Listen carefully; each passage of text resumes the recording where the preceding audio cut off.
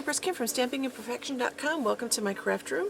I have a quick card I want to show you today with a couple of fun techniques, and I want to share a couple of Stampin' Up! Products. I'm an independent Stampin' Up!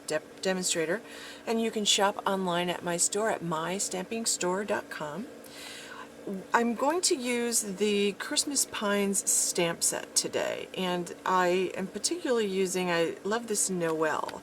Look how big this Noel stamp is. It's huge. So I'm really excited about that. I wanted to try a very clean and simple card with a couple of techniques, and I've already used this set for another clean and simple card. You can see I've stamped it, and this is Garden Green and Real Red. But you can see the raised, the embossed pine boughs there. Can you see those? This stamp set coordinates. It has a coordinating embossing folder. How great is that? It's so pretty. Just really, really pretty. So simple, so clean. You could sponge over the top of that. You know, there are lots of techniques you could do with that. And it also comes with this Pretty Pines Thinlit set. And in fact, if you purchase it in the holiday catalog at mystampingstore.com, they give you a 2-page spread with ideas, but you can see how detailed the pine is.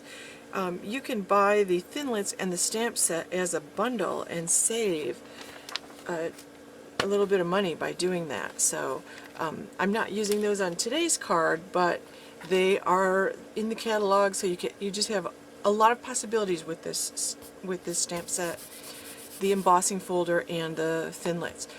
Another product that they have in the holiday catalog is they have this Stamp and Emboss glitter. And this is actually embossing powder, but it's got glitter mixed with it. And they have it, you buy, I think this comes as a set. I believe it comes as a set. And they have Real Red and Emerald Envy. So the card I want to make today, I just want to stamp one image, and then I don't want to create a faux mat around it. I just want to draw a line with the Garden Green, or not the Garden Green, but the Emerald Envy.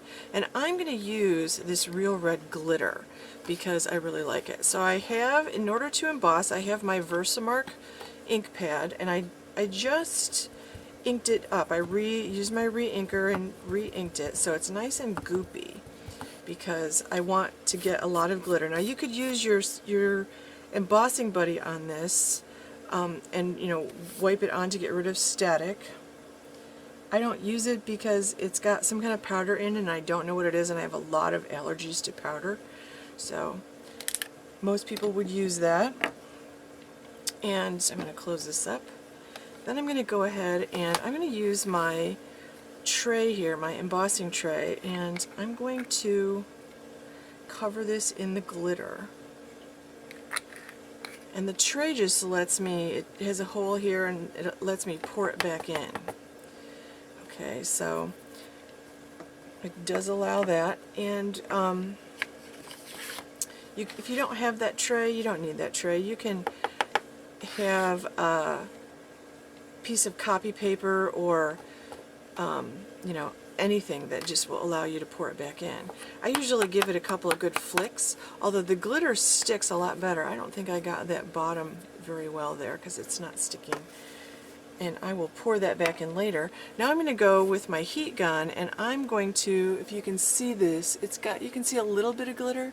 I'm going to heat this up and melt the embossing powder, and it should get much shinier. You can see I finished embossing it, and can you see how shiny and sparkly that is? It's amazing. So, and I'm not going to worry that I missed a little spot there. That's just not a big deal. It's not going to be perfect. And what I'm going to do next is I'm going to create a faux mat around this. And what I've done, I used to do this with a ruler, but it took so much measuring. I find this easier. I've cut a mat at 3.5 by 4 3/4, and I'm trying to decide if I got my Noel low enough to do that. I think I did. I think this will be good. And what I'm going to do is I'm just going to put some temporary adhesive on the back of this so it doesn't move too much. And I'm going to try to center this on my card. I like to have the same amount of mat showing all around. Okay, and then now that I have this, I can use this, and I can put a ruler down now if I want to, just to keep it from sliding. So I'm using my marker, and I'm using the, you have a brush end and a pen end. And I never show techniques with the pen end, and I should, because I do quite a bit of doodling and stuff on scrapbook pages and cards. And all I'm going to do now is just follow down until I reach where my image sticks out. And then I'm going to do the same thing at the bottom, and I haven't really got too much going on at the bottom. A lot of times I will actually make it even more than that. I think I just want to get this. And I really like to do this on stationery cards. I like to buy those Stampin' Up! Note cards. They come in a pack of 20.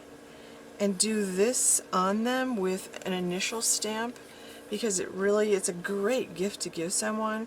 It looks like expensive stationery, especially if you emboss in silver or gold, or the new copper would be fantastic. Okay, now I'm just going to lift this off, and that temporary adhesive just will be removable with my finger. And then that's my card. I will probably put a couple of little enamel dots on there, but that is it. And I can make that line darker if I want to by going over it one more time. But it's super simple to do, and it actually looks like stationery when you do that. I wanted to share a couple other cards that I have made recently with this technique, and this is a faux matte technique, and I actually quite like it, although I do think I like it better with the black marker. And my favorite black marker to use for this technique is my Project Life marker. It's easy to get a nice bold line with it, and I also like that I can easily go around a second time. This is one I just made. I did some embossing on this one also. This is just stamped in, stays on ink, and colored in with my Stampin' Right markers. Then I made this one a few days ago for a challenge, and again I did the black. This one I used my Stampin' Right marker, and I did go around twice on that. And then this one again, remember, is Emerald Envy, and again I went around twice on that too. I decided to go back over it and just go around one more time because it makes it a lot bolder. But you can see what that adds to a card. It just adds a little touch.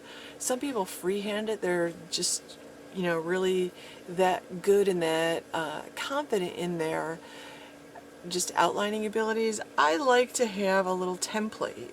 So creating a little card, and by the way, I have several of these in several different sizes, so I actually just write on it what size it is, and then I can pull out the one that I want when I'm ready. So I just keep it's got temporary adhesive on back, which I can remove with my adhesive remover, but it's kind of a fun technique. And consider for Christmas getting a set of these little note cards that Stampin' Up! Has. You get a package of 20, and you can get them in white and you can get them in craft. They're a little smaller than a regular card, but if you, on the front, if you stamp and emboss like an initial and then outline in a dark black line, or sometimes if I emboss in silver or gold, I'll use one of these Stampin' Dazzle markers in either silver or gold. This looks really pretty too.